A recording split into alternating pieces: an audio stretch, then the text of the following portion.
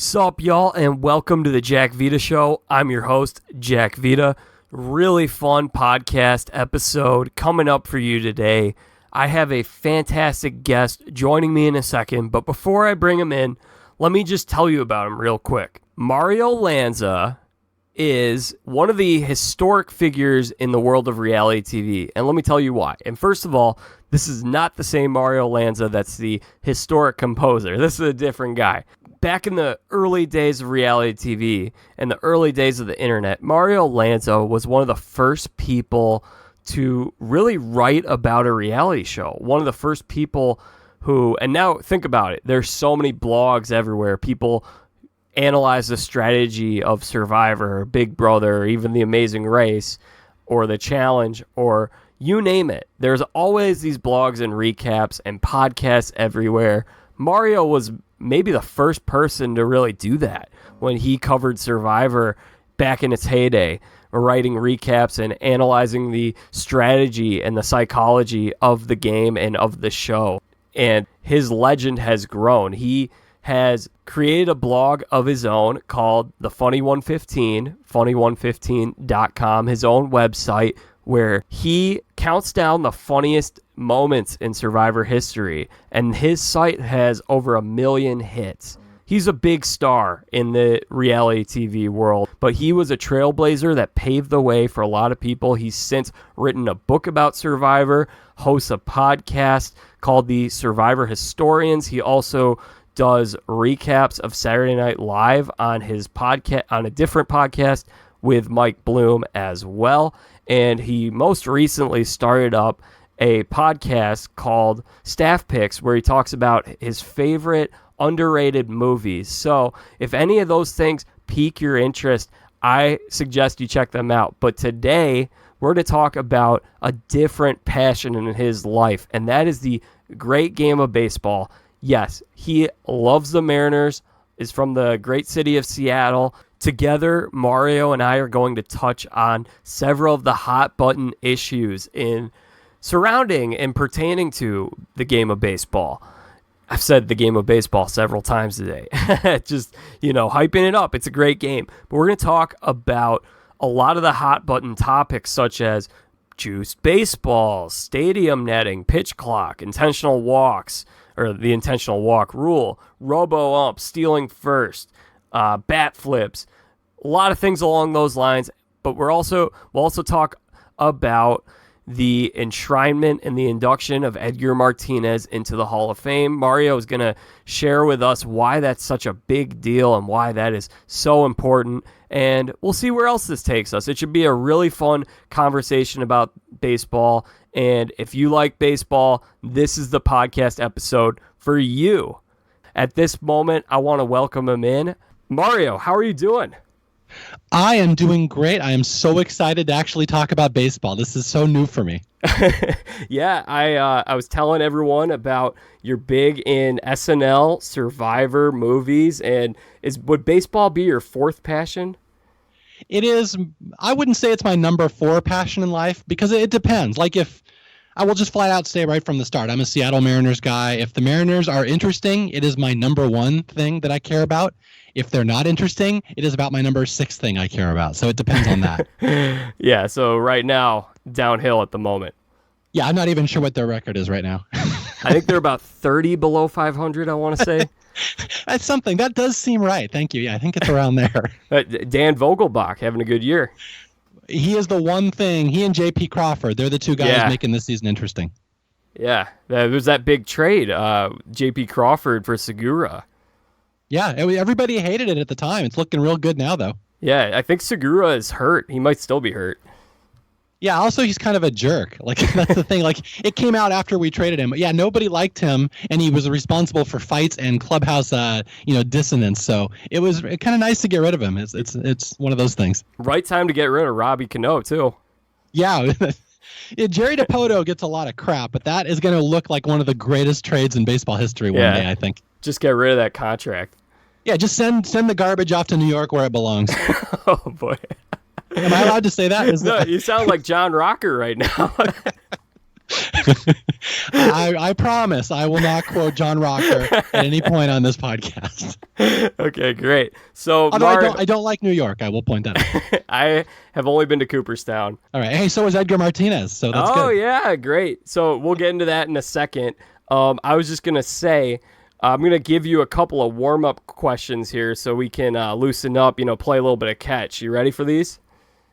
Thank you, Dad. I've always wanted to have a catch, yes. Okay, great. Yeah. All right, so what's your favorite ballpark, Mario? Oh, boy. I'm going to give a very controversial answer. This is one that I bet not many people will say. And I will couch this by saying I grew up in the Seattle Kingdom. I was basically spent my entire childhood there. I love that place. I know a lot of people didn't. But when Safeco Field opened up in Seattle, I've never really accepted it as the Mariners Park because it's too upscale for me and it's too expensive and it's like it draws a different crowd. It doesn't really, I've never really liked Safeco. It's too expensive for me. So I will say there's one stadium in baseball that you can go to and it still feels like you're in the 1980s where it's not super expensive. It's not super upscale. Parking's relatively cheap still. You can get nice cheap tickets. You can walk there. And that would be Angels Stadium in Anaheim, which still feels like you're in the 1980s every time you go there. The Coliseum doesn't feel like that in Oakland? The Coliseum is nice. I just haven't been there as much. Okay. I live down here in Southern California now, so I go to Angel Stadium, and I just love Angel Stadium. It has not been modernized like a lot of the other stadiums. So it's an answer you will not get from many people, but I feel very much at home at Angel Stadium. They have the Halo dog, right? Do they still have that? I believe they do. I will guiltily admit that I usually bring in my own food, so I do not buy that. But yeah, they do have the Halo dog. Yeah, they have good concessions there. But again, and not like you go to Seattle and they have sushi and like the itchy fries and all sorts of these goofy, fantastic things. And in Angel Stadium, they don't really have that. It's really just Angels dogs and peanuts and beer, and that's about it. So again, I really like the simplicity of Angel Stadium. Yeah, that I've been there. It's a good place. I like it. Yep, and it's like not in a big city. It's not surrounded by metropolis and traffic and everything. It's really easy to get to. You can I used to work right there. I could park at my old job and walk there for almost for free. It's really nice. Yeah, and you get to watch Mike Trout. So I do. Mike Trout. I think lifetime against my beloved Seattle Mariners. I think I looked it up. He's hitting .980 with 3,000 home runs. I think I looked it up. Yeah, I don't think anyone's hit 3,000 in a career, but maybe they have against a team. I might have been rounding up. It's hard to tell. But yeah, Trout, I love the Mariners, but Mike Trout is so good, and he's like such a good dude, it's hard to hate him. So I kind of appreciate Mike Trout, even though he spanks us like an S&M video. It's terrible. Yeah, he's a great guy to have to market the league around. Have you seen the new commercial with him in it? No. Well, what is it? Is it just him hitting home runs against Seattle? That could be a different commercial. But this one, it's like a full minute long. It aired during the All-Star game. And it's like showing all these moments of his career. And then it ends. It's got like, he says all these things. Like some people say, I might not be what everyone wants me to be. And I was like, you're exactly what everyone wants you to be. I don't get that line.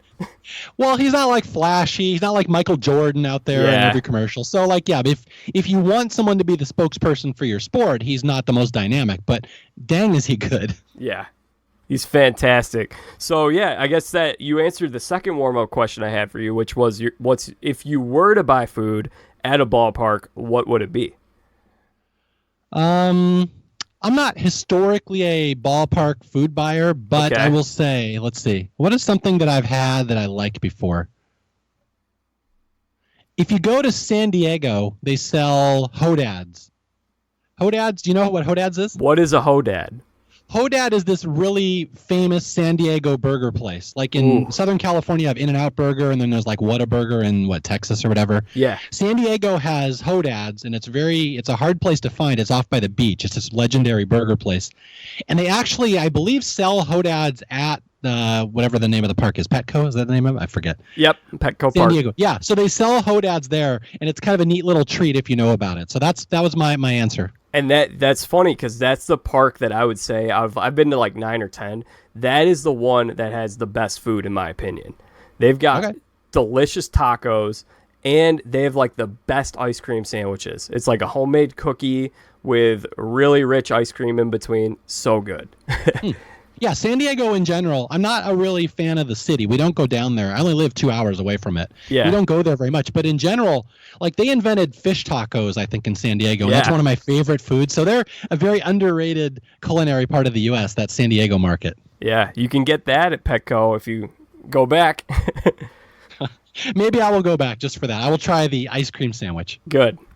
All right, so Mario, you're the perfect guest to have on this week because your boy Edgar Martinez just got inducted into the Hall of Fame. Mm-hmm. So I'm going to turn it over to you for a little bit. I'm a young person. I'm turning 25 next week. Most people my age, I mean, look, the 95 Mariners, I was 1 year old when they existed. So I didn't live through Edgar Martinez. I did not get to appreciate him the way that people who are a little older than me are. So please explain to me the importance of Edgar Martinez as a player in the history of baseball and to the city of Seattle. So go ahead. You can talk for as long as you want. Oh, good. Just set your timer. It'll be like an hour here. I'll just monologue here. Okay, so Edgar Martinez, I will give you the short answer here, is that every franchise has the one player that defines them. And for years, you would think that Griffey would be the Seattle guy. That tends to be the name people associate with the Mariners, or Ichiro. But it's really Edgar. Like every franchise, you have the Kirby Puckett for the Twins, Cal Ripken, Tony Gwynn, like Ernie Banks. The one guy who was with the team his entire career, and he's beloved and everyone loved him. That is without question Edgar for Seattle. And it's one of those things like when they wouldn't vote him into the Hall of Fame, it was almost offensive because like that's our guy. Why won't you let our guy into the Hall of Fame who clearly has the numbers and he's so beloved and everyone loves this guy and he's like the face of the franchise. And it's like one of those things like if he had been in New York or one of these big East Coast cities, this guy would have been in the Hall of Fame on his first ballot. So he was always really important to Seattle.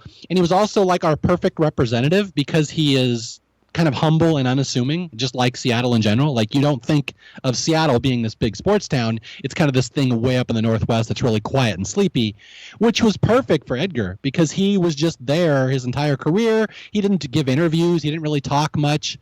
Like I will tell you, I saw Edgar Martinez in the mall a bunch of times when I was a kid. And this is after he had won a batting title. I think he won his first one in 91 or 92. And like 94, you'd see him sitting in this food court at my local mall, Crossroads Mall in Bellevue, Washington. And nobody even knew who he was. He would just sit there. No one would even bother him. My mom would always say, "Oh, look, Edgar's here." like he was just the perfect face of our franchise. And he never left. He had chances to leave. He never did. Like Ken Griffey left, Alex Rodriguez, Randy Johnson, Ichiro, they all left at a certain point. Edgar's the one guy who never did. So I will always say he was the one guy that means something to Seattle fans. Like I don't think the city has ever really attached themselves to a player as much as him. So that's my short answer. Well, that's good. I appreciate that answer. Could you defend for me, because I know this was another question that a lot of people, when it came to the voting, one of the things they held against Edgar, how do you justify voting for a designated hitter? I don't even think I need to. I mean, it's you're young. You're 25. You're like the eating Tide Pods generation. I'm older. I'm 45. Even I am too young to be alive when a designated hitter was invented. It has literally been around longer than even me. So like I don't even think you have to justify. It's a position same as anything else. And it's even more ridiculous like when they start putting relief pitchers in there who can come in and throw 6 pitches in a game. And they're getting in 100% on their first ballot, and then no shade at Ed Mariano, who clearly deserves to be in there. But in general, like, how can you argue that relief pitchers are more valuable than designated hitter? If you vote for one, you have to vote for the other. That's a great point. Yeah, so I don't even think I need to defend it. This guy had a 400 lifetime on base percentage, 500 slugging, like the face of the franchise, and he's in a position that's been around literally almost 50 years. So I don't think there's even a debate at all about the position. If you want to argue he didn't have the counting numbers, like he didn't get 3,000 hits or 500 homers, that's fair. But the argument against the position, it is silly. Okay, Well done there. I appreciate that. Yeah. What do you think? Like, what are your thoughts on that? I'm curious. Obviously, you know what my thoughts are. Yeah, well, I have a belief that's similar to the way you look at Survivor winners when it comes to the Hall of Fame. I never want to bash anyone who gets in the Hall of Fame. I think if you're there, you deserve it. And in addition to that, I guess my one thing, the reason why I want to know about the how people stand a designated hitter is there was a guy on this past ballot who only got like 2 votes, who was on his first year on the ballot, who I grew up watching play, and his stats were very similar to Edgar Martinez's, and that was Lance Berkman for the Astros. And he also, in addition to that, did play a position and played it well, and he was off the ballot in his first year. So, how many teams did he play for? He played for more than just Houston, right? Yeah, he played on the Yankees and then the Cardinals at the end of his career. Yeah, okay. And that's the thing that Edgar has going for him, though. He's just one team consistently. Yeah. It's these guys that move around, they don't quite get the loyalty, the fans behind them, and they don't get the people running Twitter campaigns and stuff. Yeah. So that's one thing that Edgar always had. And also, I should point out, they named the Designated Hitter Award after Edgar Martinez, so he seems fairly significant. And this is a joke that Mariner fans would always use. Like, everyone would say, well, David Ortiz is going to be the first DH in the Hall of Fame. And I'm like, yeah, that makes sense, because David Ortiz won a bunch of Edgar Martinez awards, and Edgar Martinez never won an Edgar Martinez award. So I clearly can see why one would be over the other. Yeah. Although, let me say one thing. Here's a great argument that I always loved using for Edgar, and this will sum it up for people nicely. Do you know why Ken Griffey was so good and why he had such good stats on Seattle? Why was that? Because he had a better hitter hitting behind him. Oh, That's why Griffey got so many pitches, because Edgar was scarier. Yeah, more fastballs. Yeah, that's the thing. Like, they would not pitch around Griffey because you did not want Griffey on first with Edgar, because Edgar was a doubles machine. That's a run. I mean, Edgar would not only double Griffey, and now he's in scoring position. And so if you look at the stats, like per at bat, Edgar was way more dangerous than Griffey as a hitter. Did you get a chance to check out the 95 Mariners documentary on MLB Network that aired a couple weeks ago? I did not, and only because I don't have MLB Network. Oh, man. But I will say I don't need to, because I was there. Yeah, you lived through it. I lived through it. I've written an essay about it. There's a very famous essay floating around on the internet called, I think it's 6 Weeks That Changed My Life, by Mario Lanza, which is all about all you need to know about the 95 Mariners and what a big deal it was, and I was right there. So I did not see it, but I also don't feel like I have to. I'll have to check that out. Yeah. So can I say this? I'm not sure how you introduced me here, but like, you know Bill Simmons, right? Yeah. Who Bill Simmons on Grantland and Sports Guy. When he started back in the 90s, he was known as the Boston Sports Guy. That was his shtick. He was the guy, the expert on Boston sports. And I was one of his readers. I was his link of the day guy. We knew each other. He used to read my SNL and my Survivor recaps. I would read all his movie stuff, and we'd talk to each other. And I thought he had a pretty good gig. I'm like, this guy has a great gig. He just writes about Boston sports and pop culture, and it's a cool gig, and that's what I wanted to do. And so I started my writing career as I wanted to be the Seattle sports guy. So I actually tried to rip off his shtick and be the Seattle guy who was the expert on all things Seattle Mariners. So there's a little trivia fact. And my writing career did not last very long because nobody read a website on Mariners memories. But if there is anyone you need to talk to about Mariners history, I am your guy. Okay, perfect. That's great. I did not mention that. I was going to leave that for you to mention. So perfect. Thank you. Yeah, I am very good at self-promotion. Thank you. When's the last time you were in contact with Bill Simmons? There was a point where we used to write quite a bit, and then like you could write him an email and he would respond within like 5 minutes all the time. It was kind of cool. He was very interactive. And then when he got to ESPN, he got bought there and he went up to page 2. He stopped being as accessible to his readers, especially his early readers, and a lot of his fan base kind of revolted on that. They didn't like it.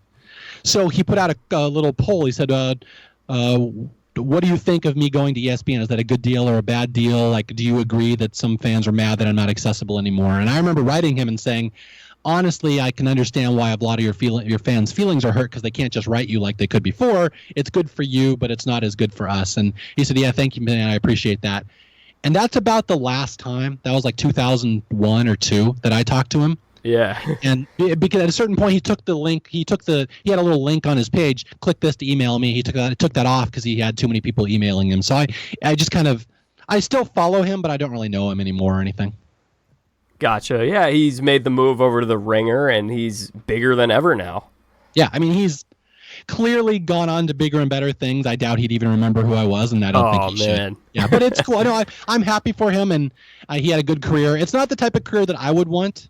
I don't like being that famous. I like being kind of anonymous. But yeah, he is. I mean, the 30 for 30 stuff in particular, he should go into the Sports Hall of Fame just for those. Those are amazing.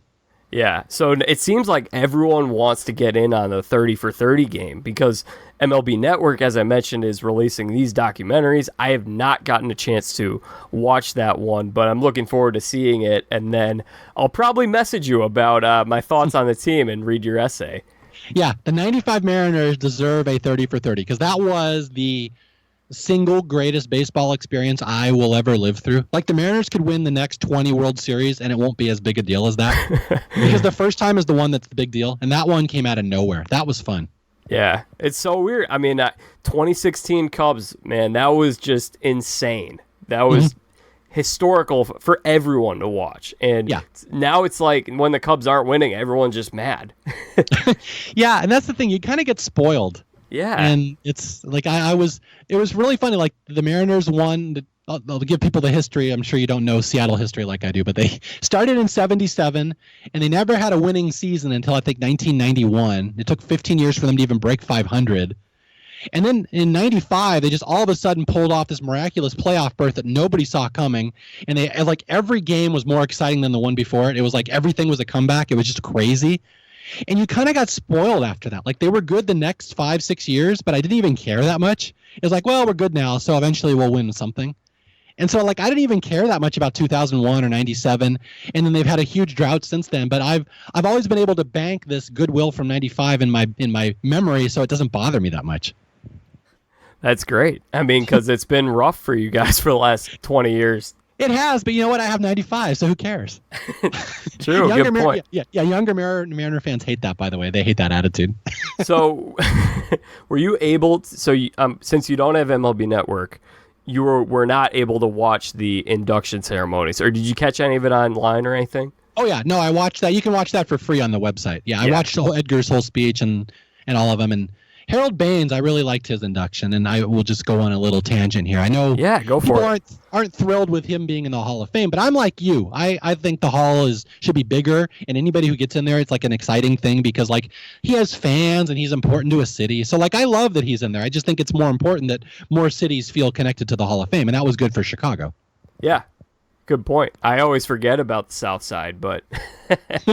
Oh, yeah, you're a Cubs fan. I'm sorry. I go to more Sox games than Cubs games at this point, though, because, like, you mentioned how ticket prices go up and everything when you're winning, and, you know, South Side, I mean, I could get free tickets from my buddy who works for the team, so I enjoy those games. Okay, yeah, I apologize. When I said Harold Baines, I meant Ryan Sandberg. There you go. Perfect. So, any other thoughts from the induction? It's just there's just a couple of interesting things about Edgar Martinez, and I will throw these out there. I'm not sure how well known this is. Do you know the handicap that Edgar overcame that made him? I mean, just the thing that he had to overcome to become a good hitter. Do you know what it was? No, I don't. This is a big deal, and I'm surprised more people don't know this. His eyes don't line up. Edgar has a rare condition. He has a floating eye. His eyes do not focus together. They work independently. And he had to work for years to get his eyes to line up. Like, he had these exercises. He would exercise his eyes for hours every day just so they would focus to the level where he was like a normal human. And it was funny. I just read his autobiography, and it talks about how dangerous it was because if his eyes, sometimes in the middle of an at-bat, his eyes would disconnect. One would float off to the right. And it was dangerous because he couldn't see the ball. He would have to duck out of the way. Gosh. He overcame that. He had to work that hard just to get 20/20 vision. And they said in his Hall of Fame speech, it was really important to him because he's not a natural English speaker. So he had to memorize the speech and he had to read it. And as a speaker, you're supposed to look down and look up when you're talking to people and direct your words at them. But Edgar can't do that because the minute he takes his eyes off the paper, his eyeballs detach. Wow. So he cannot look up and down like a normal speaker. So I just wanted to point that out to people, how amazing it is that this guy even played in the majors at all, let alone, became one of the greatest hitters of his generation. Yeah, I'm glad we're doing this right now because there are a lot of young people who are listening, and they're going to have a greater appreciation for his career. Oh, absolutely. Yeah. My mom's favorite player ever. I've never heard a person say a bad word about Edgar Martinez. Even when he was playing, they're like, this guy's the greatest. He would star in these commercials in Seattle, and they were so unintentionally funny because he's not really interesting. I don't know if you've ever seen him. There's one where he makes a light bat. And yeah, it's just everyone quotes these commercials, and they're just unintentionally fun. Well, I was hearing him talk, and that was the first time I had heard him talk when he gave his speech. And I mean, I know he came here from Puerto Rico, but he sounded a little like a robot, the way his like tone that he was speaking in. Yeah, he's just a non-native speaker, and he's very humble, and he does not like the spotlight, and he just is not comfortable with attention. He's like a regular dude. It's so interesting that he is the face of the franchise that is so unassuming. It's just kind of perfect. Yeah, that is perfect. Did you have another one you were going to share about him? Oh gosh, what can I so many things I could say about Edgar, because yeah, he's our guy. Like, I don't really love Ken Griffey, and I know that's kind of blasphemous to say, but I was always kind of bitter about the way he left Seattle. Do you know about that whole story? You might be too young. Yeah, I mean, I know he forced his way through trade, right, to Cincinnati, and like I don't remember him playing in a Mariners uniform. I've seen the old tapes. I remember I had this DVD as a kid that had every home run derby from like 91 to 2001 on a DVD tape. And was it 91 that he hit it over the warehouse? I think that's I don't remember the specific, but that sounds about right in Baltimore. Yeah, so I remember I saw Prime Griffey. I've seen tape of it, and he was phenomenal. But it's just kind of sad because most of my memories of him as a player were when he was injured in Cincinnati. Okay.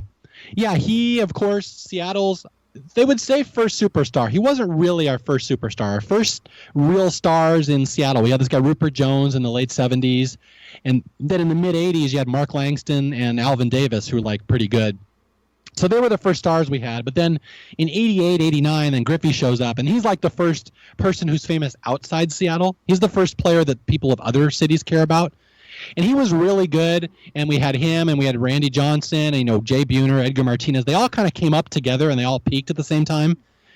And then it was the thing where Griffey was kind of petulant, would be the word.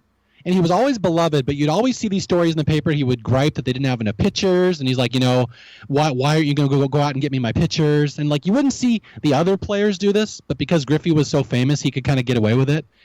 And he would start, I need pitchers, or I'm going to leave. You better do this, or I'm going to leave. So he always felt like he was kind of holding the Mariners hostage. And it was like that for the last couple of years he was there, until I forget what was the year, 98, 99. I will never forget this because it was just nasty. He said basically, I'm leaving now, you guys. He didn't like the owners. He wasn't happy with where the team was going. And he said, trade me. I want to go to the East Coast. I want to go closer to my family. And Seattle worked out a trade at a certain point where Griffey was going to the Mets. This was the deal. He was going to go to New York. He was going to be a big star there. And I think we were going to get who were we going to get? Cedeno, the center fielder. I kind of forget, but it was a big blockbuster trade, and it was all worked out, and then Griffey vetoed it. He said, no, I'm not going there. And so I believe they tried to work out a trade to the Dodgers, and we were going to get Hideo Nomo in the return. And Griffey said, no. He said, I'm only going to Cincinnati. Here's the team you must trade me to. That's it. That's the only one I will accept it to. I've never heard anyone want to go to Cincinnati that badly. Yeah, well, I mean, his dad's from there, and he's from there, so yeah, that's his home. True. Yeah. So, but it was one of these things where he dictated the trade, and the Mariners were totally bent over a barrel. Like, we could only accept Cincinnati's demands. Like, we had no leverage in that trade. Griffey could basically demand the return that he wanted, and we ended up getting Brett Tomko, Mike Cameron, a couple other people I kind of forget. And it was only a miracle that Mike Cameron ended up being really good in Seattle. Like, to the point, I think he actually outproduced Griffey for a couple of years there when Griffey was hurt. Yeah, I believe that. That trade should have crippled Seattle. It's amazing that it didn't, because Mike Cameron somehow ended up being really good. Yeah, he had a good career. I remember that game where there was the guy, the heckler, where he made the bet he said, if I hit a home run, you're going to leave. And the guy says, sure. And you remember this story? I do. Yeah, that's a great story. I want to hear you tell it, though. Yeah, so a lot of people, young people listening might not know this, but there was this guy, Mike Cameron. He was a very good player. And there was this heckler who was sitting behind him. He was playing for the Mariners at the time, right? I believe so, yeah. Yeah. It was either then or when he went to the Mets. But this heckler just would not leave him alone. And so while he's in the on deck circle, he says, look, guy, like, if I hit a home run, you're going to leave the park. Or I don't know if the heckler said that's how it was going to happen. Mm-hmm. And he hits a home run. And then he comes back, and the guy's still there. And then the heckler says, oh, I thought it was 2 home runs. So then Mike Cameron hits a second home run, and the guy just stays there and he never leaves. Oh, that story's so much better without the ending. There was a similar one with Randy Johnson, but I think Randy Johnson said, I'm going to throw this ball at you as hard as I can, and I'm going to kill you, or you're going to leave. No, Mike Cameron was great. He showed up in Seattle, and again, he's supposed to replace Ken Griffey Jr., which nobody could do, and like there was all this pressure on him. And I think in like his 3rd or 4th game, he robbed Derek Jeter of a home run. He jumped over the fence and snagged it in Safeco Field, and it was like this biggest thing ever. So yeah, like he won the fans over. Yeah, he won the fans over right away, and it was one of those things that, yeah, Mike Cameron was great. People loved him, but there has always been some lingering anger towards Griffey, towards some old school Mariner fans, and younger fans wouldn't know this, but yeah, I do not really love him, so I don't really it really didn't mean anything to me when he got into the Hall of Fame. Edgar's a whole different story. And I know you're a big Norm Macdonald fan, so do you remember did you ever see the clip of him and Will Ferrell at the ESPYs where they're bashing Griffey? I have seen several clips of Norm at the ESPYs. I don't remember this one specifically, but now I'm dying to hear it. Please tell me about this one. So Will Ferrell comes out as Harry Carey, and they told him, dude, you can't make these jokes. And the first joke was, he said, John Elway, you just won the Super Bowl. How about going crazy and go and get your teeth fixed of yours?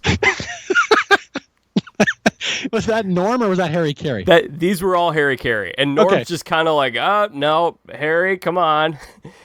So then the second one, he said, congratulations, Tiger Woods. He says you're the 4th greatest black golfer in the history of the world. Tiger's laughing at that one. He likes that one. Elway looks pissed at that joke. And then he says, Ken Griffey Jr., you're half the ball player your dad ever was. And Griffey looks so mad. I love that. I have to find that clip. Yeah. I've seen Norm wreak havoc on the ESPYs before, where everyone's like, he starts making OJ jokes. Yeah. Like, Thurman Thomas, now you're going to try to break the record, killing 2 wives to break OJ's record. Yeah. I mean, Griffey's a very complicated subject for Mariners fans, but yeah, I do enjoy seeing him being angered at ESPY awards. And so that's what makes Edgar's induction all that much sweeter. So I got one fact about Edgar. You may not know this, actually. Okay. Did you ever play backyard baseball? Because I know that game came out of Seattle. I played the game of baseball in the backyard, but I don't know specifically what you're talking about. Is that a video game? There was a computer game that came out in 1997 called Backyard Baseball. Huh. And these were all these cartoon kids, and they made it Sandlot-ish, and it's a very, very fun game. It's a game I grew up with. Well, in the game, the championship is played in the Colossal Dome, which is basically remodeled after the Kingdome. Oh, good. And then the best player in the game is this guy named Pablo Sanchez, and they modeled his swing after Edgar Martinez. All right. Respect. That was even 97. Wow. So even back then, people realized how good he was. Yeah. Well, I mean, it was the 95 Mariners were so influential in this game because this came out of Seattle. Mm-hmm. So, yeah. Has anyone ever pointed out the 95 Mariners had no pitching whatsoever? It's funny. I have all these baseball simulators, and I for years, ever since I was a kid, I would run historical leagues and fantasy leagues and simulations. And the 95 Mariners. The What If Sports? Yeah, I used one called Lance Hafner Baseball. I've used Diamond Mine Baseball. I've used Micro League Baseball. All sorts of simulators over there. There's one called SBS, which you can download for free, which is really cool. I use that all the time, even to this day. But the 95 Mariners are terrible. I never play them in leagues because they have Randy Johnson, and that's it. They have no pitchers beyond him. They just get dusted. They get dusted by teams like the 91 Twins. They own the 95 Mariners because the 91 Twins are balanced and they have pitching. Jack Morris. Yeah, they have Tapani. Tapani's better than almost anybody on the Mariners staff. Speaking of Randy Johnson, his former teammate Curt Schilling is still not in the Hall of Fame.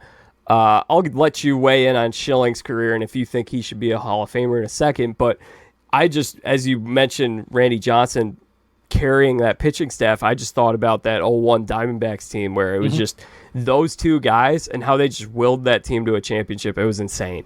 Yeah. You know what the greatest thing about the 2001 Diamondbacks is? They beat the Yankees. And then the Diamondbacks ruined their hopes in the World Series, which is the greatest thing that has ever happened. So, so what do you think? I want to let you weigh in on Schilling, and then I want to move over to some of these other topics in the game of baseball today. What do you think about Schilling? With Schilling, it's kind of a no-brainer because he's going to be in the Hall of Fame at some point.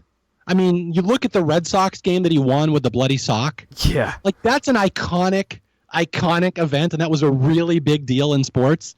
So, there's, Twitter nonsense and outrage about him now, whatever. That'll go away. Twitter, internet outrage is temporary. Legacy lives forever. One day, Curt Schilling will be in just on that game alone, and it doesn't matter. It doesn't matter when he's going to get in. He's going to be in. That's how I look at it. Well, I sure hope so because he deserves it. He's a great pitcher.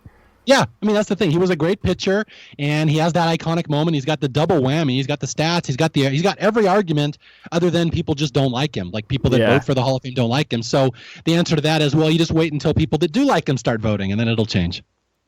Yeah, they're going to change it. I think it's either next year or in 2 years, where you will only need 10 years of baseball writing experience as opposed to 15. Did you hear about this? I did not, but I love that because I think the old school writers have always had too much power in that process, and you need a lot more new blood, and you need more analytic people that would vote someone like Edgar in. Young people who understand stats look at Edgar and this is a no-brainer. Like, this guy is ridiculous. Look at his per at bat ratio and how productive he was. It's crazy. All right. Well, that's a good place to finish up on the Hall of Fame conversation, if that's cool with you.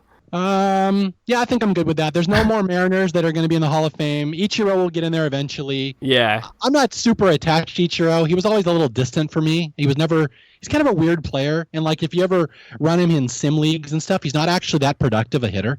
He's just a singles hitter. So he's one of these guys. He's going to get in the Hall of Fame, but it won't really affect me all that much. Felix Hernandez one day, there might be an argument for him. I don't personally think he's going to be in there, but there is something to be said for him staying with the same team his entire career, and he might get some loyalty points. I don't know. I'm not sure how that's going to go. Yeah, it's unfortunate that his career, I mean, he's only 33 now? Yeah, he's 33 with about 28 years of pitching experience on his arm. Yeah. He came up when he was 19. I think it came up when he was 7, actually, if I recall. Yeah, no, he was 9. It's astounding that a pitcher comes up at 19 in this day and age. You wouldn't see that much anymore. But yeah, when he was 25, he had so many innings on his arm, and he was the only guy even making that team watchable for a decade. I remember when he hit that grand slam too. Yes, to this day, I believe he says that's the highlight of his career. That's his number one moment. Not the perfect game. It's the grand slam he hit off the lefty Santana on the Mets. Oh yeah, Johan Santana. That's right. And that is also considered the low light of Johan Santana's career. I was thinking probably the injuries that kind of shortened his career because he was a great pitcher before that. But yeah, it's possible. But giving up a grand slam to an American League pitcher probably stings.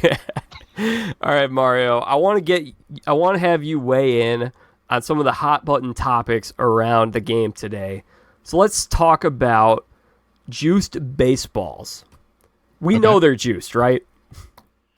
Yeah, I mean, almost all the great eras in baseball over the last 30 years were kind of juiced eras, I would assume. Yeah. Yeah, I'm assuming they're juiced now, and I think it's good for the sport. I thought it was good in '87. I thought it was good in the '90s. To me, it's not really. I don't really care about the balance between pitchers and hitters. I think it's always more exciting to have good hitters, and it goes right back to the steroid era. Everyone says how terrible it was. Oh, it's a shame that everyone cheated. I'm like, that was the most popular era in baseball history, and that's kind of what saved baseball after the strike. So I wouldn't come down on it too much. So I think, yeah, it's probably juiced now, and I don't really mind because I think it's more exciting for people, to be honest. Yeah, I would prefer. I just like the game with more singles and doubles and action in the field. Mm-hmm. That I think I'd like to see a little more balance between power and contact hitting. Mm-hmm. So I feel like that is missing a little bit today. But I mean, here's the thing: I love baseball. I'm going to watch it either way. Yeah, no, I agree. Although the balls are probably juiced, and like you said, I don't think there's any debate over that. But it's also just batter approach these days. Like everyone's concerned with launch angle, and it's more important to get with the backspin. I would forget the spin, but like there's just smarter hitters that study this stuff more than people would in the past. So I don't think it's just the ball. Yeah. Yeah, there's a lot more just guys who just hit home runs. They go for launch angle. They strike out a lot, and we were seeing it last year too, where we had the dip in home runs, but we got more strikeouts as a result. So yeah, it's a really interesting mindset change over baseball. How strikeouts are not considered embarrassing anymore, and that is really like a really big change from when I started playing and growing up. I played all the way through like American Legion, and like you strike out, that's like the worst. You remember that all day. I hated strikeouts; they were the worst.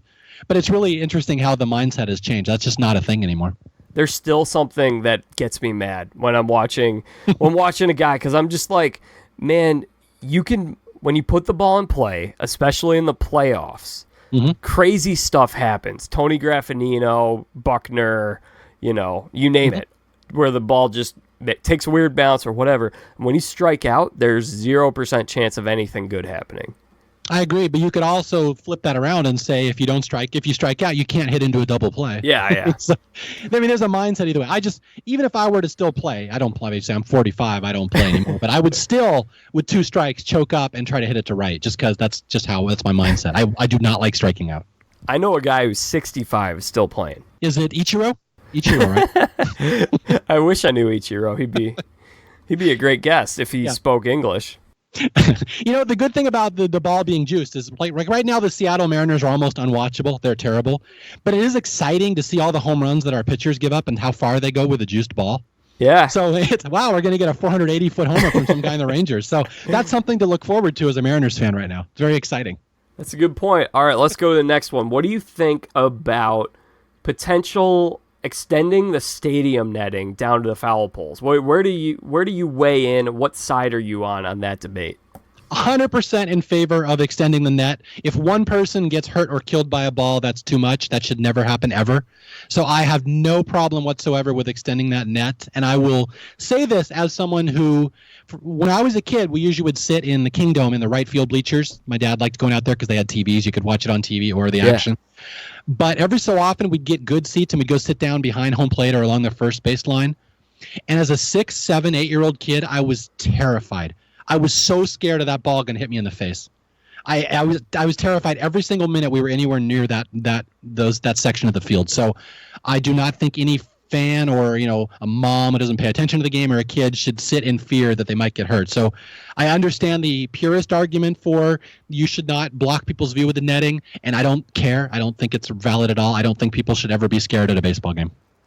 The netting thing, I thought I was going to dislike it more. I went to a game last year because they extended it up to the past the dugouts, and it really does not change your view of the game. No, it makes no difference other than it might be a little harder to get autographs, which I think might be the issue. People want direct access to the players, and screw you. You don't deserve that. The netting makes no difference. How many times have you gone to a hockey game and you sit there watch a game through plexiglass? You don't even notice it. It's a good point. So I think safety is the only thing I think that should be a concern. If you want autographs, go to spring training because they're not signing for you during the season. Spring training, they're everywhere. Go to practice. It's great. Yeah, I mean, in Angel Stadium, you go down to the right field bleachers. There's a very low wall, and the players will always go down there around the foul pole and sign. Like, there's places to get autographs. You don't have to hang out right next to the dugout. If they want to sign for you, they'll make themselves available, and you can go to them. That's how I look at it. Yeah, good point. I think my viewpoint on the stadium netting thing is I don't think that Major League Baseball should just put in one rule that says everyone has to do this. I kind of like it being judged on a ballpark by ballpark basis because not all ballparks are created equally. Some ballparks have bigger, more seating in areas where you might get hit in foul territory, where Wrigley does not have a whole lot of seats out in the foul area. So I think it's just kind of something that you let the teams decide because they have to manage a business. They have to make sure it's going to be okay with their season ticket holders. That's where I stand. I think it should just be treated on a case-by-case basis. You can do whatever you want if you run the business. Oh, I agree with that. I don't think baseball should be dictating. Yeah, like you said, it's not one size fits all. Like Oakland, they hit a foul ball and it won't even get to the stands for like a minute and a half. It's that foul territory is so big. So it's one size fits all. Let the team and the stadium determine it, but I do strongly feel that the stadium should always err on the side of safety, because if one person gets hurt, that's one person too many. Yep. All right, let's see. I got a nice list here of these hot button topics. What do you think about a potential pitch clock? If they feel the need to put that in, like if they've done the research and they realize fans want that, I don't have a problem with it. I don't really care one way or another. I think it's silly that fans need that, but the world is also a lot different now than it was in the 80s, just with attention spans and stuff. And I've even noticed this isn't like me making fun of millennials. I just only recently got my first phone. I never even had a cell phone until like a year ago. And I have noticed my attention span has gone down so drastically just the minute I owned a phone. So it's like that's just the way society is. People have short attention spans. They want stuff to be happening all the time. So if the research has been done and they've realized that this would make the sport more attractive to people, I'm fine with it. I'm not that big a purist. I don't really care. But yeah, I don't know why they need it. But if they have determined they need it, I don't have a problem with it. Yeah, I'm pretty much in the same boat as you on this one. I mean, when I go to a baseball game, I never want it to go fast. I want to stay there as long as possible because I'm just having the time of my life. I'm having so much fun. It's great. Yeah. But the one thing I will say, I do think the whole attention spans for millennials might be a little bit of an overrated take, just because I think young people consume information. They just do it in different ways. Like, if you look at, I know you're a podcaster, if you look at the podcast analytics, the biggest demographic is 18 to 30. And those are all people who are listening to 2.5 hour podcasts, whereas I know a lot of people who are over 50 and they're like, oh, I listened to 2 minutes of your podcast. You talk too long. Yeah, it's just different. Yeah, you're right. It's different ways of assimilating info. And there's not one that's better than the other, but clearly baseball will have to market its sport towards a different generation of fans now than they're used to. So the pitch clock will be hardly the only thing that's going to be thrown in there. Yeah, we got a lot of things. I do not like the intentional walk thing. Do you like that? I mean, I don't really care one way or another. I was even surprised that was an issue. But it's kind of funny. Like, I have Mackey-Sasser disease. You know what Mackey-Sasser disease is? I do not. This is where you have a mental block where you can't throw the ball to someone in a pressure situation because you're so worried you're going to throw it over them that you will inevitably throw it over them. And I learned this this is a catcher. He was in the Mets back in the 80s. And he all of a sudden could not throw the ball back to the pitcher one day. He developed a mental block. He's like, I'm going to throw it over the pitcher. I'm going to throw it over the pitcher. And it started repeating over his head so much, he started to throw the ball over the pitcher. He would psych himself out. And I have that as well. I learned that when I played Little League or when I coached Little League. I cannot pitch the ball to a little kid. I'm thinking so hard. I don't want to walk this kid. I don't want to walk him. I don't want to strike him out, that I will inevitably bounce or fling every pitch over his head. So I love the implied intentional walk is great because it helps people with Mackey-Sasser disease. They don't have to throw that ball. But otherwise, I don't really care one way or another. Why do you feel so strongly about it? Well, I just kind of feel like you're losing. Not that an intentional walk is that great of an action, but I mean, there are college games that I've watched because I watch college baseball sometimes. There was a game that you had, I think it was first and second. They're trying to intentionally walk this guy, and it's in the ninth inning. The go-ahead run or the winning run is on third base, and they throw a wild pitch when they're trying to intentionally walk a guy. And so I kind of feel like I don't know. I'd like to see it play out more. I just think it's kind of dumb that it's like Jerry Seinfeld was going off on a tangent about this on the Rich Eisen show, where he's kind of like, "How much time are you saving with this?" Well, you save like 30 seconds. I mean, I don't think personally any game should end on a wild pitch on an intentional walk. I think that's kind of a BS way for a game to end. But fair point. I will say things are possible during an intentional walk. There's a famous story back in the World Series in the 70s where the Oakland A's were going to intentionally walk Johnny Bench. And, they held their hand out, and Raleigh Fingers wound up, and they fooled him, and they threw it right down the middle and struck him out because he wasn't ready for it. Yeah. So there is stuff like that. And I will say, the greatest baseball game of all time. Are you familiar with the Bad News Bears? My favorite baseball movie. I haven't seen it, but I know about it. Yes. The final scene in that game, my friend, is the Bears slugger, Kelly Leak, is up to the plate. And the other team's manager, Roy Turner, decides, we're just going to walk him. He's the greatest hitter in the league. We're never going to pitch to him. And so they intentionally walk him. But Coach Morris Buttermaker tells Kelly Leak, just reach out and hit it. Just reach across the plate and hit it. And he does, and it leads to one of the great endings in movie history, being on an intentional walk scene. So you lose the chance for that. Yeah, I'm going to have to watch that and then listen to Staff Picks episode. You've done one on that, right? Yeah, I did staff picks with Thunder Dan from Thunder D from Survivor Pearl Islands, the guy who lied about Johnny Fairplay's dead grandma. He loves the Bad News Bears. I had him on there. He was completely drunk, and we had a very interesting podcast of me trying to cover for a very drunk Thunder D. That's awesome. So, and then I remember Miggy Cabrera I used to see him reach out and hit those sometimes. I think he hit a home run one time. Yeah, so that's the argument, that things can happen on an intentional walk. So I can see that argument.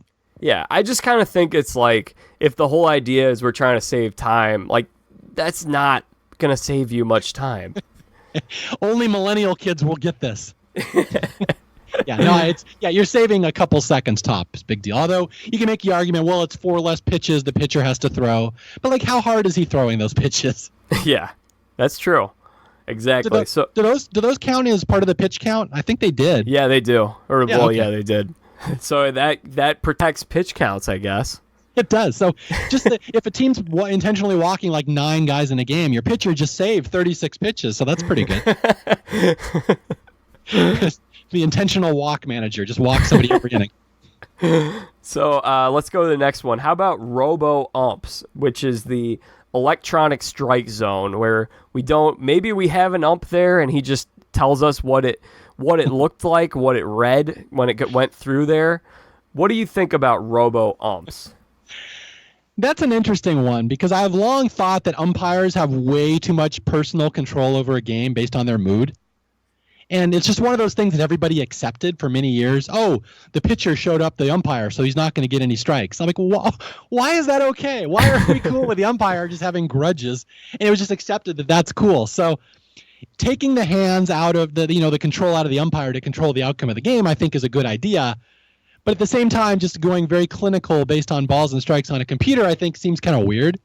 So I'm kind of torn on this one. It's not going to kill me either way. I would think if they do go robo-ump, I'll think it's silly and I'll make fun of it. But I'll kind of accept it, understand why it happened. But at the same time, if your team loses, like I know Seattle just lost a game about a week ago. Our pitcher, Marco Gonzalez, had a called third strike on a guy. The ump didn't call it. It was clearly, StatCast said, clearly showed it was a strike. Then the next pitch, the guy gives up a 3-run home run and the gates unravel. And it's infuriating to lose a game like that. So I can kind of see this. Yeah, here's the thing with the robo-umps. If we get rid of them, we're not going to have the same kind of meltdowns from the managers, and those are pretty fun. I want to see Lou Piniella unplugging cords and stuff. Damn it, kicking dirt all over the processor.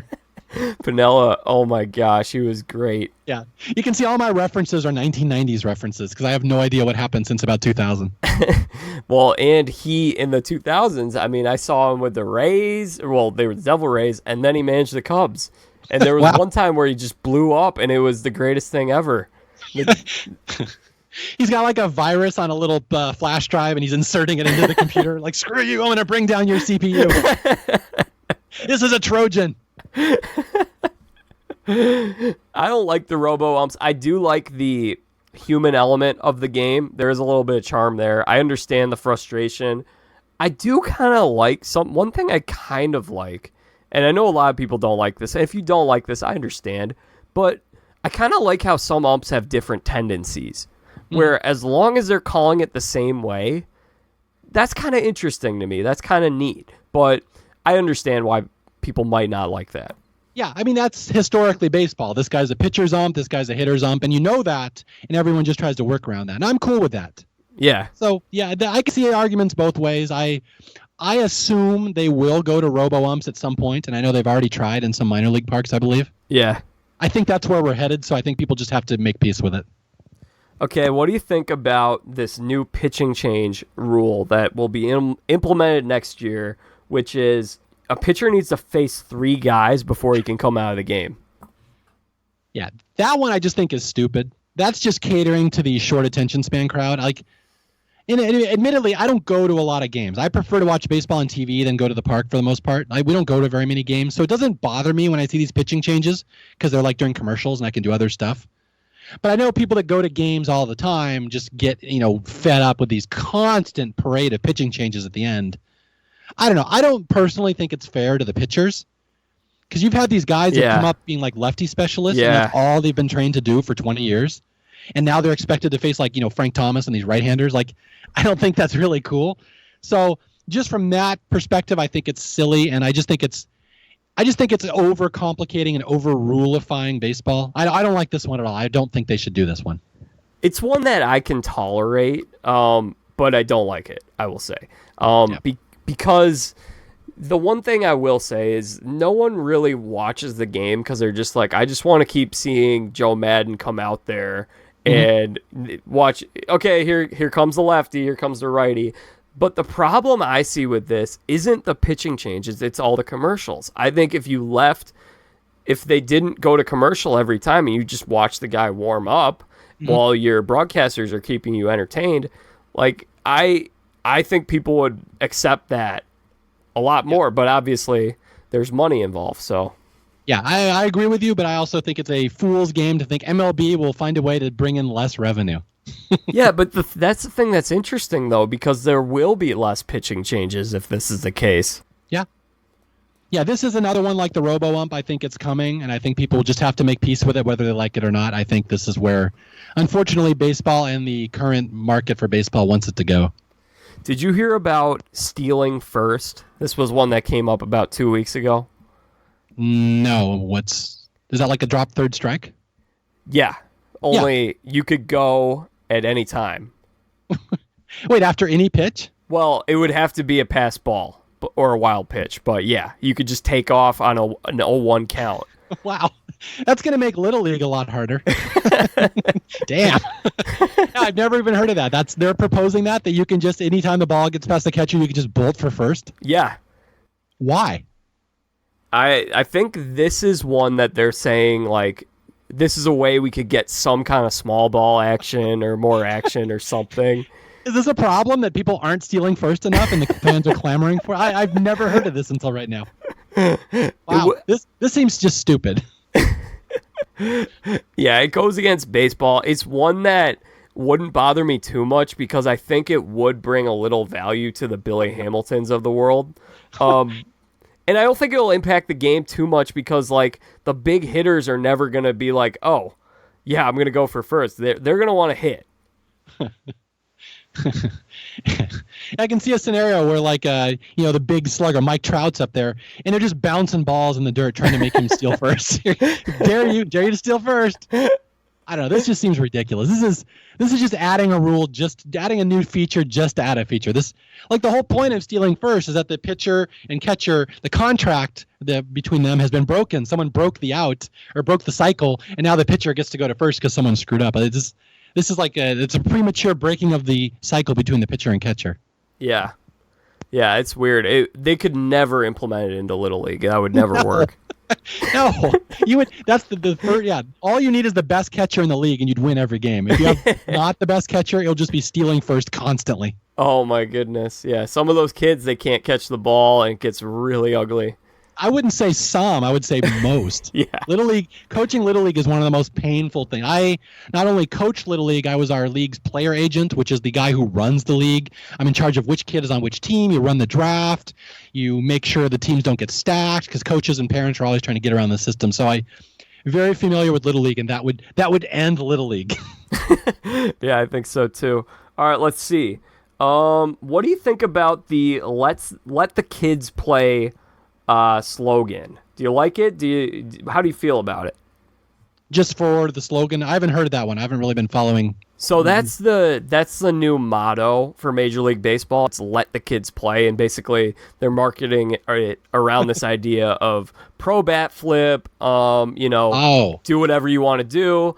And I just think the saying sounds kind of dumb because I've heard some of these guys who are like, I'm a 33-year-old man. I'm not a kid. Like. Yeah, it's okay. I didn't realize that with this. Yeah, I've at first I thought this was like a collusion thing. Like the owners, we would like lots of cheap players out there and no expensive veterans. So let's not sign the veterans. That's where I thought we were going with this because I could see that happening.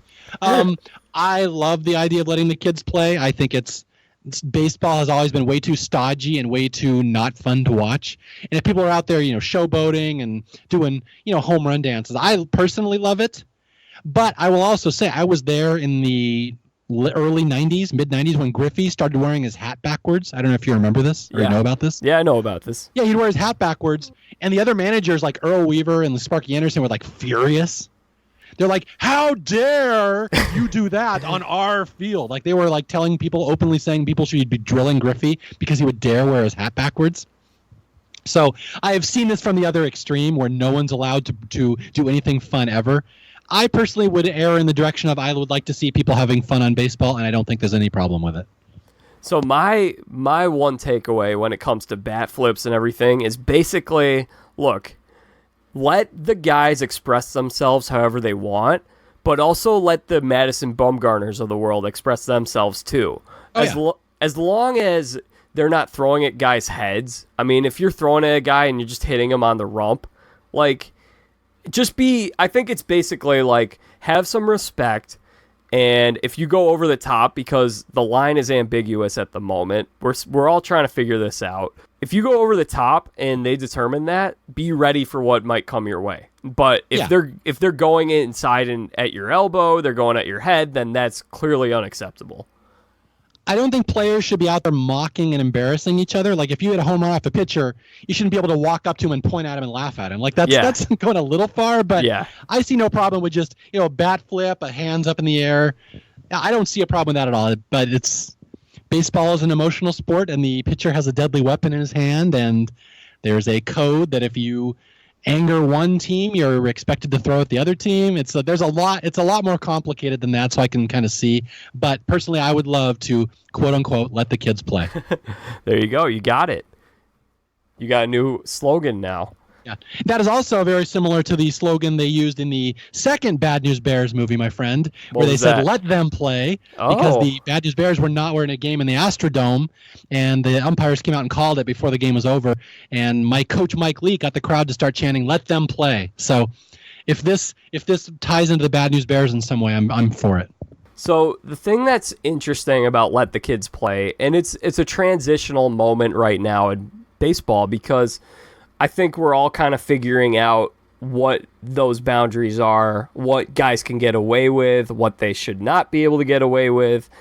But I think that, and here's the thing, as I mentioned, I'm all for doing whatever you want, just being ready for what you might have to answer for, as long as that isn't as long as you're not getting thrown in the head, because that should not happen. But here's what I think. I think the unwritten rules of baseball are actually interesting, whether people realize it or not. Because here's the thing. Mario, I don't know did you ever hear about when Tim Anderson, the White Sox shortstop, hit the big home run, chucked his bat, and then got thrown at his next at bat? This was in May. Of course. Yeah, I saw that. Yeah, so about 10 minutes after he got thrown at on the MLB Twitter account, they're showing the highlight of him getting thrown at and the bench is being cleared. I think the league sees this as something that brings interest in when they have these kind of battles and dust-ups. And I do think they're interesting too. I don't think there's any dispute about that. I love a good base brawl. Yeah, I agree. My favorite Mariner game I've ever been to that wasn't the 95 playoffs was in 1989 or 90. I kind of forget what year. We had a big brawl with the Milwaukee Brewers, and it was like the biggest brawl I've ever seen. It went on for like 20 minutes. There was like 7 different fights. And it was like over an entire series. They just every game had multiple brawls, and it was like the most exciting thing I'd ever seen. So there's without a question that people like base brawls, even though they won't admit it. Yeah, exactly. And there are some people who are like, man, if a guy throws at a guy in the back or in the butt or whatever, that he should get suspended for like 40 games. I think that's really overreactionary. Yeah, no, I agree. It's kind of self-policing in a way. That's the thing. It looks like it's violent, people throwing at each other, but in truth, it's really like nuclear deterrence. That's the whole thing with with America and Russia arming themselves, it was a mutually assured destruction, and the fact that everyone had all these arms kept war from happening. So that's kind of the thing. If pitchers have that weapon in their arsenal, they could start throwing at your batter. Your pitcher probably is going to be honest. So it's a much more of a gray area than people think it is. Yeah, one thing I like about National League Baseball is the fact that pitchers then have to answer for their behavior on the mound when they get in the batter's box. Yeah. So you can't be throwing, like Chris Sale was throwing at someone's head in Baltimore, I think it was a couple years ago. I don't think he'd be doing that if he had to hit. No, I agree. There is a place to throw at batters. There just is. I mean, people don't like that answer, but there really is. If you're a pitcher, there is a time and a place when it behooves everyone that you are dusting a batter off the plate. And again, a lot of times they're not even throwing at the batter. They're just trying to establish the inside corner, and you have to be able to do that as a pitcher, or the batters will walk all over you. So I have sympathy for pitchers. I know what it's like. Yeah. And sometimes you feel for a guy when you're like, okay, this guy is 32 years old. He just got brought up for like the fourth different time in his career, and he's losing velocity on his fastball. Mm-hmm. And a guy just took him deep, and now he's chucking his bat or doing whatever, and you do feel bad for the guy a little bit. Yeah. This is where we bring in Bob Uecker in Major League. About time, it's 8-0. That's a great movie. That is the greatest baseball movie. Don't let the Bull Durham or the Field of Dream folk tell you otherwise. Major League is the one. Bull Durham, I think, is a little overrated, to tell you the truth. It's a relationship movie based around baseball. Yeah. And Field of Dreams is like a father-son family movie revolving around baseball. Major League is just straight baseball. So that's my argument. I like all three, but Major League is a baseball movie. Yeah, I'm a big fan. It's Major League, Field of Dreams, and The Rookie. Those would be my top three. The Rookie is good. When that story happened, I don't know, do I have to explain what this movie is? But like when The Rookie happened in real life, what was his name? Jim Morris? Yep. That was the coolest story ever. I remember that. That was like 2000, 2001. It was right around 9/11. It was right around that year, within a year of that somewhere. Yeah, and this guy came out of nowhere, and he was a high school pitcher. He's like, oh, all of a sudden I can throw 98. Like, what? He can never throw 98. Just one day now he can start throwing 98. And he's like, I think I'll go to a major league tryout. And he became a major league pitcher just basically as a walk-on. It was so cool. And he was drafted out of high school before. He was, but he had arm injuries, and he never threw that hard before. And just all of a sudden one day his arm tightened up or something, and all of a sudden he had these ligaments he didn't have before. I love that movie. I think it's a great movie. I am also a fan of the one with the pitchers from India, $1 Million Arm. Oh, yeah, that's a fun one. And then I love there's a lot of the kids' baseball movies, and most of them I think are kind of silly, but there's one, Little Big League, I think is fantastic. Yeah, I know you did an episode on that. I was wanting to watch that and then listen to your podcast on that. That one's good. That's a very underrated movie for anybody who likes baseball movies. Just go rent Little Big League, featuring the World Dynasty team, the Minnesota Twins, and the Seattle Mariners, which I love. And what about Moneyball? Moneyball is good too, but it's hard to say it's about the analytics and the business of baseball, but it's not really but it's cool. Moneyball is really good. I like that. Yeah, it's very different. Even though those damn 2000 A's teams were the ones that kept the Mariners out of their only World Series appearance, so. I should point out the 2001 Mariners won 116 games. They still have the record along with your beloved Cubs. I know. Yep. The next year, the Mariners team was almost as good. I think they won 95 games. They had a drop off from one team, but they should have been in the playoffs. But they weren't because those stupid Moneyball A's won 110 games, and they were way ahead of us. So that was the problem. It feels like the A's steal your thunder a lot, like it happened last year. They do. That's our relationship. We are Charlie Brown, and the A's will always be Lucy. And the minute anything good will start happening to the Mariners, all of a sudden the A's have a 120-win team that year. It's just the way it goes. It's a good comparison. I was gonna circle back one more thing about the whole, bat flips, showmanship versus sportsmanship. Did you hear about the Max Muncy and Bumgarner confrontation from, I don't know, a month ago? I mean, I heard about it, but I don't know all the details. What happened? Well, it was basically Muncy just hit a juice baseball out into the ocean. He crushed it. And Bumgarner said something about, run around the bases and stop celebrating. And then Muncy said, "I will when you go and get that ball out of the ocean." That's a good line. I like that. That's solid. Exactly. So, like, if we're gonna allow guys to have fun, we should allow them to have a little bit of, trash talk. That's the fun stuff to me. I love that stuff. Yeah, I mean, that's their competitive juices are going, and if they're funny and not taking it personally, just go for it. I mean, it makes it more interesting. I remember there was a pitcher in the 80s. I don't remember who it was. And he used to love home run balls that were hit off him that went really far. And it was like he was the opposite of other pitchers. And they're like, why don't you get mad? You get like a 500-foot homer. He's like, I'm impressed. I threw that ball. Like, I was part of the process. I'm so excited that I was part of that home run. So, like, I love that mindset. Like, we know, F it. Sometimes the pitcher or the batter wins, whatever. That's awesome. Well, believe it or not, Mario, we went through all of these hot topics in baseball. Did you have any that you were on your mind that you thought of? Well, I was going to give you an entire lexicon history on Mariners baseball from 1977 to the present, but I will probably not do that because I don't know if I can fit that into like 5 minutes. But yeah, someday we will get on. I will give you the entire history, the sad history of the Seattle Mariners, including, I will just say one thing. Yeah. Edgar Martinez did not start playing until he was 27. That's one of the knocks against him, why he never got counting stats. He was in the minors. He won like 3 batting titles in the minors, and they would never bring him up. He was always stuck there in AAA.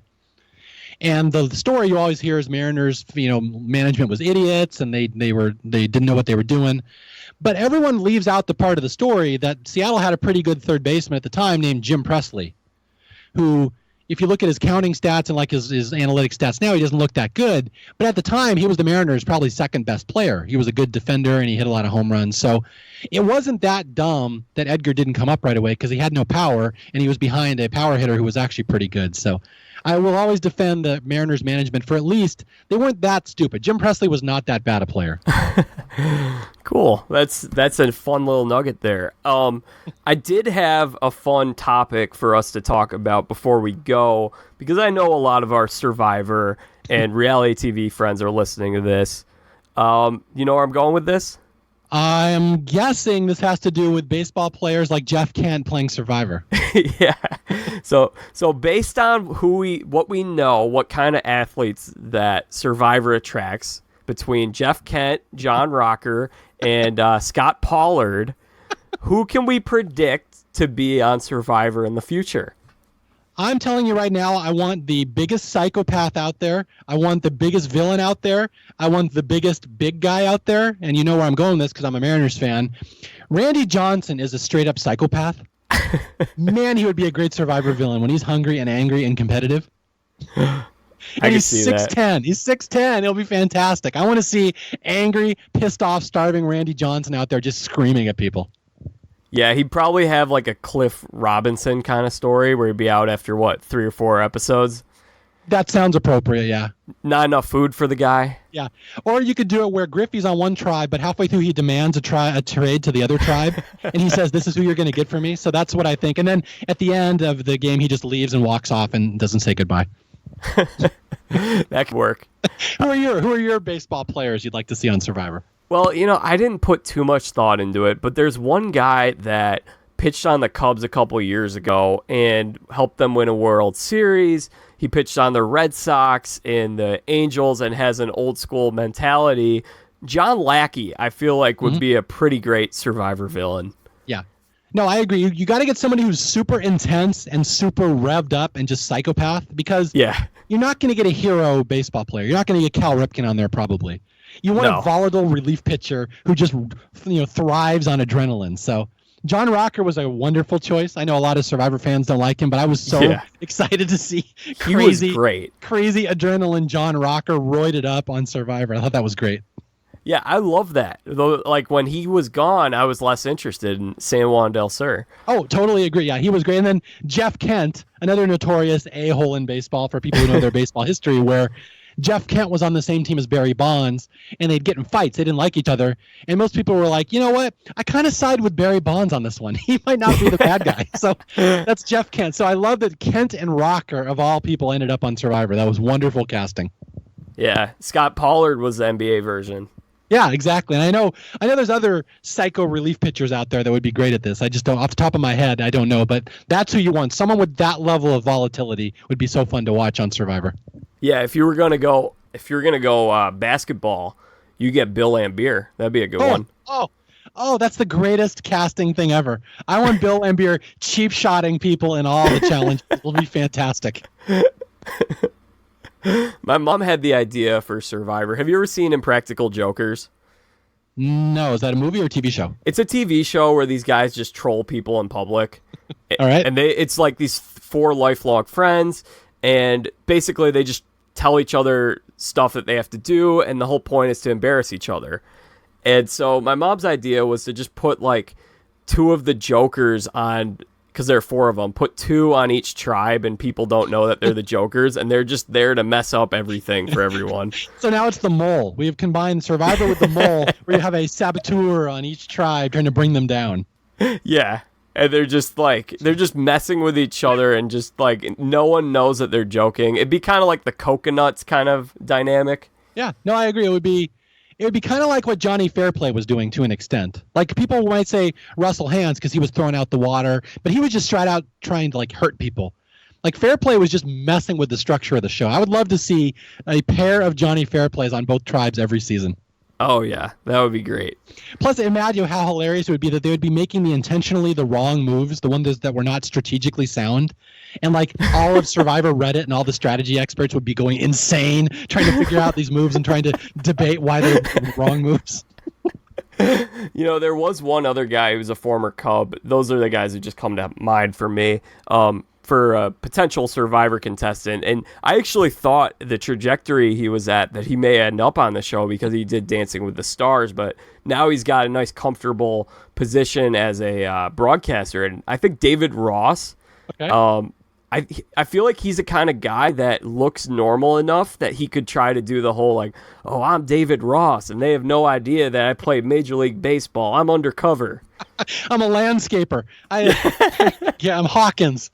Yeah, that'd be cool. I would love more pro athletes. I would just love to see that. I just love seeing goofy stuff on Survivor. Like my opinion on the show in general is we've seen everything you're going to see on that show. It's been on 35 seasons. So like just do crazy stuff. Do a celebrity edition. Throw all athletes out there. Just do something goofy with it. So I'm totally in favor of that. I agree. I'm with you. All right, now in the world of Amazing Race, if we were to cast Amazing Race athlete pairs, any come to mind? I think those two that you just mentioned, the Bumgarner and the guy who hit the Muncie, I think they would be a fantastic pair of those guys up, because you want a team that hates each other and just bicker like a married couple. So that would be my team right there. I was thinking the Bash Brothers. Oh, well, yeah, Canseco is just made for TV. He needs to be on TV. So, Canseco and McGuire, they're doing the forearm bash after every leg and stuff. Like, I want to time travel them from 1989 to now, and they compete on the Amazing Race. At their peak, when they're all roided up. Yeah. So it'd be funny, like, they're doing challenges where you, like, have to move a puzzle around, and, like, McGuire's breaking the pieces in half accidentally, like the Incredible Hulk, and they're just shattering, and Canseco is, like, hitting on every woman he walks by with the sunglasses. It would be fantastic. Did you get a chance to check out the Andy Samberg Lonely Island Bash Brothers special? I did. I love all Lonely Island stuff. I thought it was great. Yeah, that was really fun. And, of course, not surprisingly, Canseco loved it. I will give you a fun fact about Canseco and McGuire.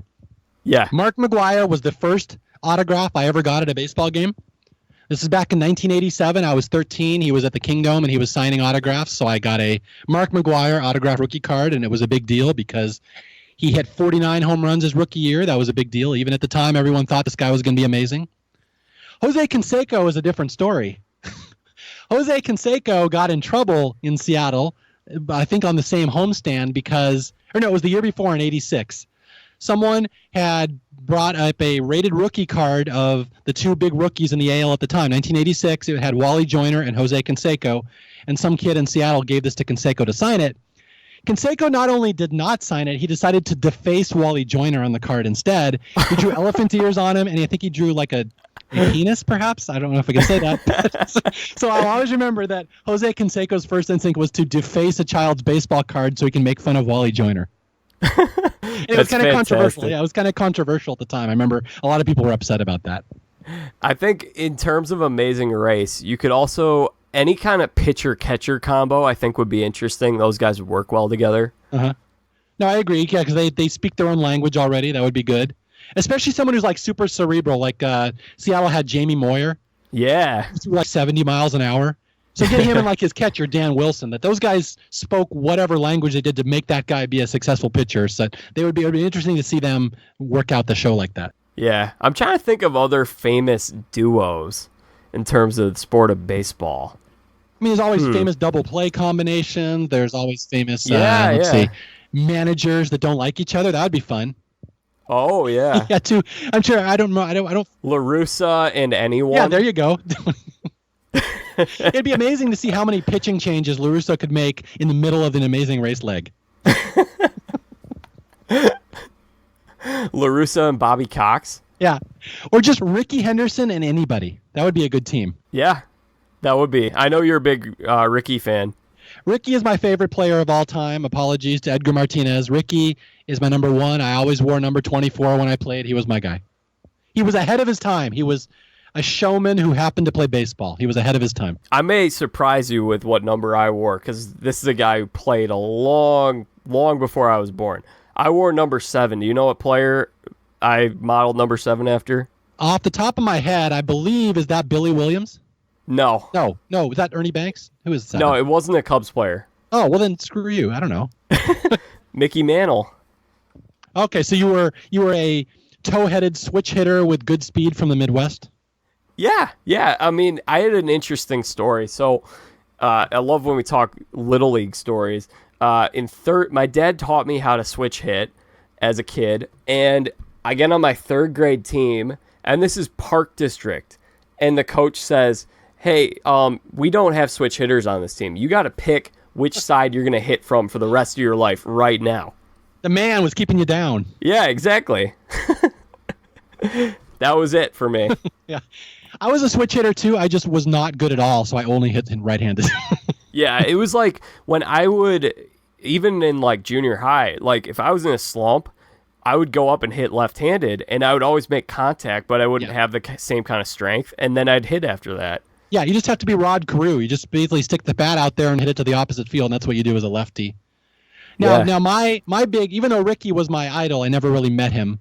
Although that's not true. One time at the Kingdom, I used to we'd stay after the game for autographs all the time. And one time Ricky Henderson came out in like Michael Jackson red leather suit, like he was his sunglasses, and he was with a bunch of other Yankees. This is when he was on the Yankees at the time. And I remember him saying, "Get these kids the F out of my way."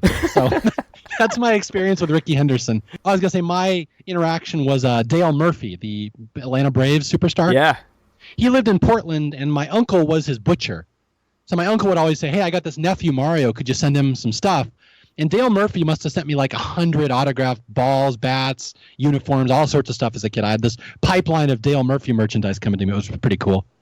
I love those kind of guys. The guys who get it, they understand how exciting it is for kids. And yeah, I met some of those guys when I was a kid, big one being Joe Girardi. Great guy. Yeah, it just makes a big difference in a kid's life. Just one pro athlete doing something nice for you once, like that lasts them their lifetime. It's really kind of cool. And yeah, Dale Murphy, historically, just one of the great guys in baseball, and I always appreciated that. Yeah, and if I don't it's funny, I typically don't talk about this Cubs this much on a podcast, but what I would, because I try to be as unbiased as possible, but Chris Bryant, I've interacted with him several times at Cubs games, spring training. One of the nicest people you ever meet. Fantastic guy. Yeah, I think there's more good eggs than bad eggs. Like, you have to be very disciplined, and you probably have to be, respect and appreciate what you've been given and all you work for to make it to the show to begin with. So I'm guessing there's more good eggs than bad eggs, unlike the Jose Cansecos of the world who are defacing kids' baseball cards. Now I have another one, John Olerud. You know John Olerud, right? Yeah, he was a really good player. He went to my high school. He was a couple of years. He's like 6 years ahead of me. He was class of 86. I was class of 92. And that guy is the quietest, most humble guy ever. Like, it's amazing. I believe it. You'd have no idea that guy was a pro baseball player.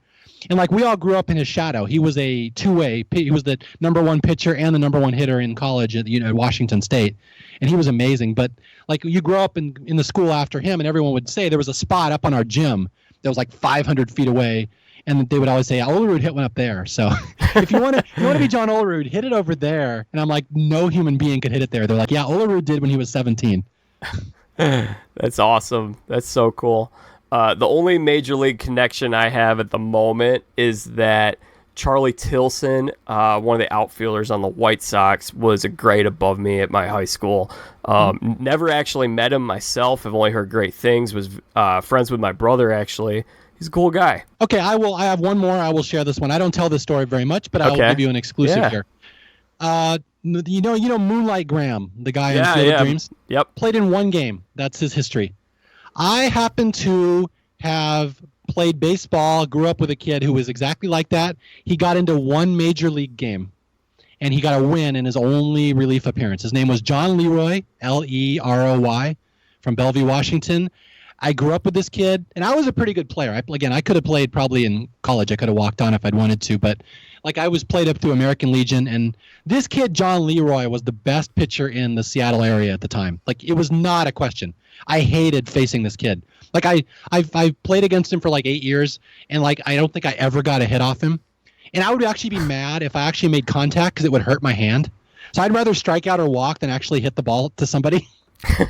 So I played against him, and then we played together in American Legion. He was our star pitcher, and I played left field behind him when he threw a no-hitter. He threw a 7-inning no-hitter in North Dakota in 1992, and I played behind him. And I could have sat down out in left field. I was not going to get a ball. In 7 innings, I think he struck out 19, and it was a no-hitter. It was amazing. So this guy, John Leroy, made it to the majors, and he worked his way up. He got into one game with the Atlanta Braves in, I think, 97, got the win in relief. If you look at him on Baseball Reference, he got one win, one appearance. Then he went back down to the minors. He had arm problems, and he was having routine surgery one day in 1999 or so, and he had a brain aneurysm and died in the middle of surgery. Oh, my goodness. So if you look him up on Baseball Reference, one game, one win, and that's it. And I knew that guy. No runs? I think he gave up a run, but he ended up getting the win because his team came back from behind. He wasn't dominant, but again, he got a win in his only major league appearance, which is pretty cool. That is cool. That's a neat connection. Most of the guys that I have some kind of a connection to are in the minors right now. Yeah. Because my age, But, it's always fun to talk about those. Let me ask you one more thing, and then I'm going to give you a chance to plug anything and everything that you're working on right now with your 12 different projects. We mentioned Amazing Race. Did you get a chance to watch this whole season unfold? I thought it was fantastic. I did. I don't know. When Amazing Race first came out, I liked it almost as much as Survivor. So I watched all the first 10 seasons or so. And then eventually just kind of got repetitive. Yeah. So I stopped. But I came back this season because I'd heard that Colin and Christy were on, and Rupert was going to be on, and Eliza. I have friends with Eliza, so I wanted to see her on there. So I watched it just kind of as a lark. I kind of went back. And I thought it was fun. I still think the show is kind of repetitive. It's kind of like what you've seen, everything that's going to happen. But I did like this season, yeah. I thought it was... To tell you the truth, I thought it was my favorite season of reality TV that I've seen since maybe like Worlds Apart. Wow. Yeah, okay, so that was 4 or 5 years ago. But I mean, what has it been up against? Has there been that much stuff that's been that good? That's the thing. I don't think Survivor's been good in years. I have no idea if Amazing Race has been good in years. I've never watched Big Brother. So to me, reality TV is a genre that's like, it's a 2000 genre that's still hanging around for some reason. Like it doesn't really fit in this time. So to me, I see it as a relic of the past. So I don't really know what even is out there anymore. Well, I just thought there were so many great character scenes, character moments. I loved Brett and Chris. I thought they were great. Yeah, they were great. I love that final episode with the White Stripes challenge in Detroit where they had to play the song. To this day, I think that song is still stuck in my head after that episode. It's been a couple months now. It sounded so cool with the choir, too. I really liked that rendition. It was funny because it made me want to visit Detroit, which is always the cool thing about Amazing Race. It's like travel porn. And Survivor used to have that in the old days. Like, oh, I want to go to Palau. I want to swim with the jellyfish. Oh, I want to go to Marquesas. But like they don't do that anymore, so there's no travel porn. But Amazing Race, what's neat is it can still do that. They took I'm going to besmirch all the lovely residents of Detroit here, but they took the worst city in the U.S., historically Detroit. Everyone says Detroit is terrible. And they made me want to visit that city just from an episode of TV. So there's something to be said for that. Well, I went to Detroit 2 years ago. I was covering a conference basketball tournament, and at least right now, they've really cleaned up downtown, and downtown is really cool down there. It's underrated, but you get out of downtown, not quite as nice. It's the stuff Eminem raps about. Yes. I'm going to go down to 8 Mile. That's where I'm going to go hang out. So if Detroit's not the worst city, what's the worst city? Is it New York? Are we saying New York? Well, see, I'm not a big, huge city person. Yeah. So, I would feel overwhelmed if I went to New York. So I don't know. I haven't been. Yeah, I don't like big cities in general. Even though I say I live in L.A., I really don't. We live an hour outside of L.A. in the desert. We're out in the suburbs. So I don't like big cities either. I really am uncomfortable in most of them. Although I do like Boston and I like Chicago. Those are the two I've always... And San Francisco. San Francisco is special. I like that city.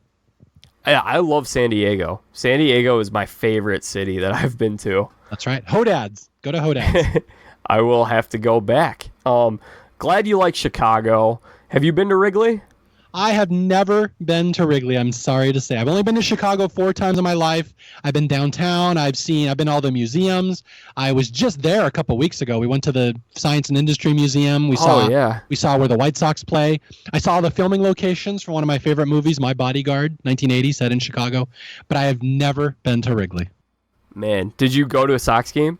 I did not. No, we didn't have time. Just saw it on the interstate? Just drove by, saw the Bears field and saw the Sox field. I think it was the night the Rolling Stones were in town, so there was a ton of Stones fans walking around. Yeah, that was probably pretty a lot of traffic that night. It was a poor day to walk around downtown Chicago and think you were going to get parking for less than $75. Yeah. Now, okay, I'll swing this around. Have you been to Safeco or Seattle? I have not been to Seattle, but I've been to every ballpark in the state of California. Yeah. All right. Well, Seattle should be next. I will say, growing up in the Kingdom, I was used to indoor baseball. I'm just used to having a dome over my head, and it's 72 degrees every game. It's always real comfortable. The first time I went to an outdoor baseball game was 1987, and we went to the Oakland Coliseum, and it was like I was in a cathedral. I had never seen outdoor baseball before. It was so amazing. So I will always have fond memories of that Oakland Coliseum just because I'd seen this place on TV. I'd seen outdoor baseball. Look, there's Mark McGwire. There's Ricky Henderson. There's Dennis Eckersley. So it was so interesting seeing outdoor baseball for the first time because you didn't see that as a kid. They have really good. I know you don't follow up with the food at all these parks, but they have good barbecue at Oakland. Okay, good. I will keep that in mind because I may go up there. The fans are so into it there. It's sad that place gets so much hatred. Yeah, well, it's the Bay Area split. That's the issue. Oakland, you familiar with this, all the politics and stuff? Yeah. Because, Oakland wants all the South Bay, where all the money is. They want San Jose, Santa Clara. That's where I went to college. I grew up I'm from that area, and my wife is from San Jose, so I know it real well. And Oakland should have rights to all that money and all that fan base, but the Giants are just jerks and they block them. So it's one of these things. Oakland should have the rights to that South Bay, but they can't get it, and it really angers me when I see it because Oakland should be like a huge franchise. They have access to the richest part of the country. Well, Mario, this was a lot of fun. It was so fun to get into all this stuff. Why don't you tell the listeners about some of the stuff you're working on right now that they should check out? Oh boy, this is fun. Okay, so most people know me as a Survivor writer. I write about the TV show Survivor. I have been writing about it almost since day one. I am probably, if not the longest running Survivor writer, one of the top 3. I've been there since the beginning. I've written a book about it. I have a book about the show called When It Was Worth Playing For, which is about the history of the show, how it was received. Mario, let me cut you off for a second. You should be in the Survivor Hall of Fame. If they allow baseball writers in the Cooperstown, you should be in the Hall of Fame. I'm fine with that, but you know what? Should I say this? This next part is what's going to get me in trouble. Should I say this next part? Yes. A few years ago, they put together the Survivor Hall of Fame, and they had all these writers vote on it, and they did not ask me to be involved, and I really was kind of ticked off about that. Oh, man. They did not. How the guy who wrote the history book on Survivor, you'd think would be the guy, but they did not invite me to vote on. Did not know that. And this is why people like Colleen Haskell and Rudy were not really considered right away, because nobody knows their Survivor history. Yes. So anyway, wow, I didn't know that. I wrote a book. It's about the first 3 seasons of Survivor. It has everything you need to know about why the show came out, how it was received, how the audience reacted, why certain things were portrayed the way they were. It's really interesting. That's what I'm into. I'm not interested in so much who wins Survivor or who the best players are. I've always been more interested in the history of the show, why it's edited and marketed to the audience the way that it is. It's all about psychology and editing and stuff and storytelling. So that's what I do. I have a website called the Funny 115, funny115.com, where I count down the, in my opinion, funniest moments of Survivor history. And I use lots of screen caps, and there's lots of really intricate little details and editing jokes I put in there that people may have missed. In fact, I just posted an entry. Have you read the Purple Kelly entry I just posted? Haven't gotten around to it yet, but I saw it. Kelly Purple or Purple Kelly? Yeah, Purple Kelly was a girl, for people who don't know Survivor. She was on the show. They recruited her. They threw her out there, and they gave her no clothes. They're like, here, you're the hot girl. We'll give you a bikini. And she's like, it's the rainy season. And they're like, we don't care. You're not going to last long enough anyway. It doesn't matter. You can sit out in the rain in a bikini for 3 days. She lasted 28 days, and then she quit because she had no clothes, because they gave her no clothes. And then they were so mad that she quit, they decided to make an example out of her, and they gave her the most embarrassing, humiliating edit ever. And I basically walked through exactly what they did to her and how horrible it was. And it's one of those entries that I'm going to be remembered for one day, because it's very harsh and cutting and I would say pretty epic. It's one of the bigger ones, but I will also never be invited to a Survivor event again, because I'm really harsh on Jeff Probst and the producers, that I call them out, and there's a couple F words I call them. So that's one of the entries, but that's the kind of stuff I write, just very interesting historical detail on the show. And besides Survivor, I do a podcast called The Survivor Historians, where we talk about the show. We put out an episode like every 4 months. We don't do that very. Yeah. Are you guys ever going to finish Heroes and Villains? We will. It's just hard. There's 4 of us that all have other projects, and we can only record on a Sunday because they're 4-hour episodes, so it takes forever to coordinate. We will. It's just not. It's like my 5th priority. Historians is never my big one. And then I've branched out recently that I love movies. Have you heard me talking about the Bad News Bears and Little Big League? I have a movie podcast called Staff Picks, where I delve into my history with movies that I think are underrated or underappreciated. And I basically talk about why you should give this movie a chance and go watch it, or if you don't like it, why you should like it. And so Staff Picks, you can find at staffpicks.podbean.com. I'm very proud of that. We've done like 65 episodes. Awesome. Anything else, SNL or? Well, I was doing Saturday Night Live podcast with Mike Bloom, but I think we're done with those. I think those ended at the end of last season, just because it's too many projects. Okay. I can't do 6 podcasts at once. It's too much. Yeah. But yeah, I am a big SNL fan, TV fan, comedy fan. I haven't missed an episode of SNL since like 1985. I have this Cal Ripken-like streak going on. And Mystery Science Theater is one of my other shows. I love talking about that. I just love comedy, pop culture, anything that makes me laugh in general. And of course, baseball, which when the Mariners become good again in 2021 with Jared Kelenic, once he pops up there in Vogelbach, it will once again be my number one thing that I love in life. Yeah, you might have to start up one of these kind of podcasts. Yeah, I don't know. I'm not sure I can add it to the list. My wife will divorce me instantly if I spend any less time with her. You want to throw out your Twitter handle? Yeah, you can find me at Twitter at Mario J. Lanza, although I'm not on there that much. I don't really treat Twitter like other people do. I don't like, hey, here's my podcast. Like and subscribe. Please comment. I don't really do that. I just kind of post stuff and say, hey, if you want to listen to it, this is kind of cool. So I'm not really active on Twitter, but if you'd like to reach me, at Mario J. Lanza, or just go to my website, funny115.com, and there's links there to email me. That's the best way to reach me. Okay, great. Thank you so much, Mario. This was a blast. I really appreciate this. It has been a pleasure. Thank you. Like I said, first time I have ever been allowed to be on a baseball podcast before, so I'm very excited. Well, maybe we'll do it again someday. You were a great guest. Oh, thank you. Thank you for hosting. Well, ladies and gentlemen, that does it for my conversation with Mario Lanza today. Had a great time talking baseball and everything going on in the league and the state of the game and all that kind of stuff with a true baseball historian. Had a great time. So thankful that he was able to join me today. Go ahead and check out his work. I highly recommend it. He does a great job, and it was very kind of him to join me today. If this is your first time listening to the podcast or you're a new listener, I suggest subscribe to the Jack Vita Show on Apple Podcasts, iTunes, or wherever you get your podcasts. You will never miss an episode. That's right. Had a great time. Coming up later on the podcast next week, I'm going to be covering the trade deadline. Should be a lot of fun. We'll see. Might pop in a couple other podcasts here and there. And then I'm going to go on vacation. I'm turning 25. So hope everyone had a great time and enjoyed listening to this. Make sure you have a great weekend. Bring in the dancing lobsters.